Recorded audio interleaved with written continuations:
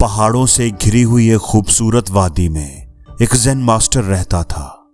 वो Zen master अपनी अक्लमंदी, समझदारी और विजडम की वजह से बड़ा मशहूर था।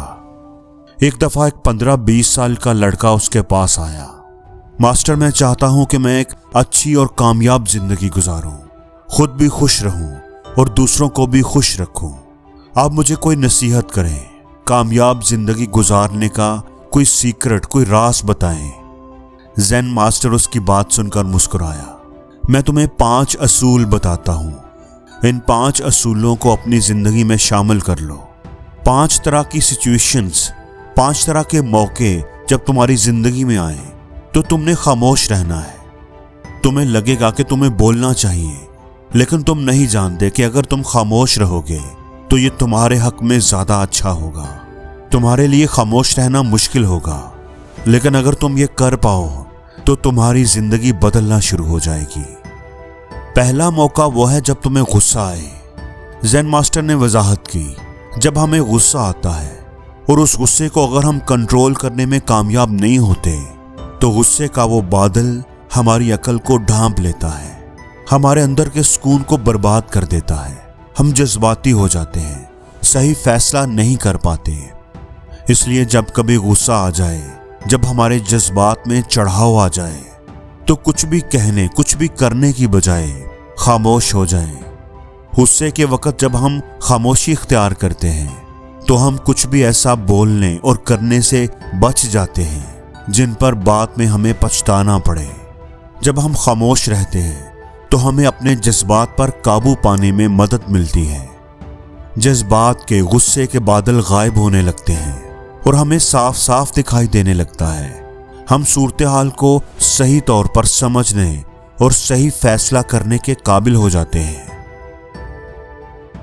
दूसरा मौका है जब तुम्हारा किसी से कोई झगड़ा हो जाए। झगड़े के वक्त खामोश हो जाने, कम बोलने की बड़ी अहमियत है। जब हम बहस कर रहे होते हैं, टका टका कर सामने वाले को जवाब दे रहे होते हैं, तो असल बात, असल प्रॉब्लम कहीं बीच में ही रह जाती है, नजरों से ओझल हो जाती है।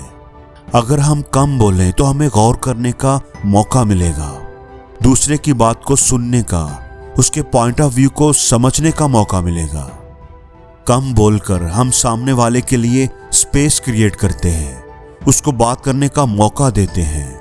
हमदर्दी से, तवज्जो से दूसरे को समझने की कोशिश करते हैं।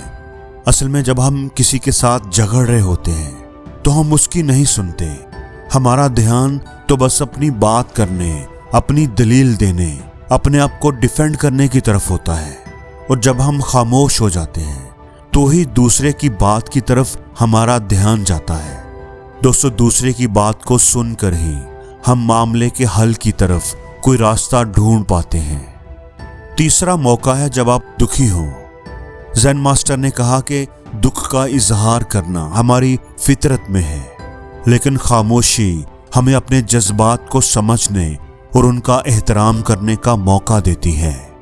अपने गम को छुपाने, दबाने और उससे फरार हासिल करने की बजाय खामोश रहकर हमें उस पर गौर करने का मौका मिलता है।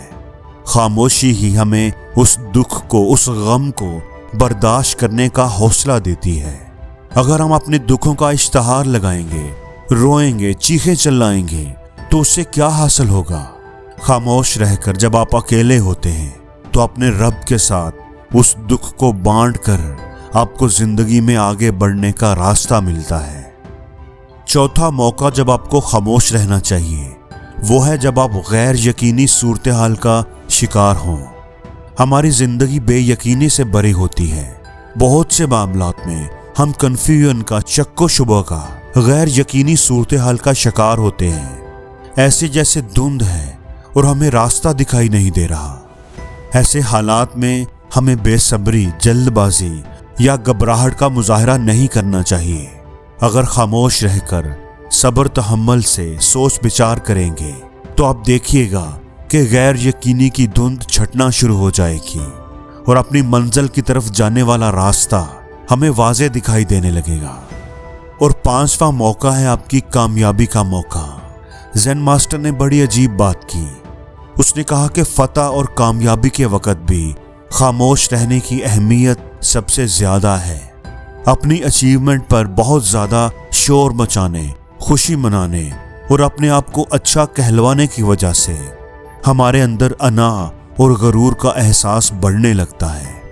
जब लोग हमारी तारीफें करते रहते हैं तो हम अपनी प्रोग्रेस से बहुत ज्यादा मुतमईन होने लगते हैं, अपने आप को अच्छा समझने लगते हैं।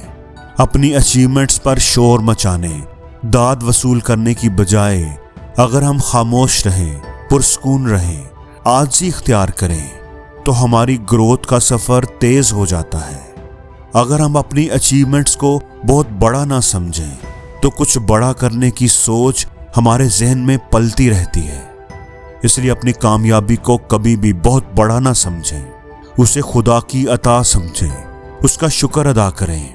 आजिज़ी और इनकिसारी से कामयाबी के रास्ते पर आगे बढ़ते जाएं। तब उस लड़के को बात समझ आ गई कि खामोशी सिर्फ शोर ना मचाने का ही नाम नहीं है, बल्कि खुद आगाही पैदा करने, अपने आप को जान लेने और मुख्तलिफ सिचुएशंस में अपने आप को मोटिवेट करने, अपनी हौसला अफजाई करने, अपनी हिम्मत बढ़ाने का भी एक बहुत बड़ा हथियार है। उस दिन के बाद उस लड़के ने खामोशी को एक हथियार के तौर पर इस्तेमाल करना शुरू कर दिया। जब भी उसकी जिंदगी में कोई चैलेंज आता, कोई गैर यकीनी सूरत हाल पैदा हो जाती, कोई सदमा मिल जाता, तो वो खामोशी के हथियार को जरूर इस्तेमाल करता, जिससे उसे मजबूती, सुकून और आगे बढ़ने का रास्ता मिल जाता। और जिंदगी में हर रोज कुछ नया सीखो, नया सोचो, नया करो, लर्न करो।